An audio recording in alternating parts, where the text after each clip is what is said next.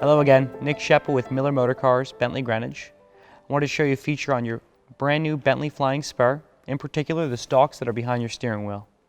Starting with the blinker right here, on the edge of it you have the lane keeping assist. So when you press that in, it turns on the feature that will keep you inside the lanes. Should you veer out of the lanes, it will keep you inside and also vibrate the wheel to let you know that you are leaving. If you don't like that feature, you simply press that button right there and that turns it off. The stalk underneath that is for your adaptive cruise control.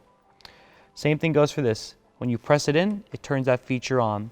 The edge of this knurling piece will set the distance for the car in front of you, and if you bring it up or down, that controls the speed.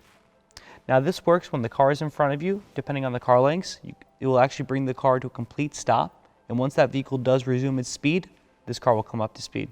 It's an awesome feature. On the right side stalk is, of course, your windshield wipers. When you have them all the way down and you plus them up one, that makes sure that they're on automatic rain sensing wiper mode. I hope that helps.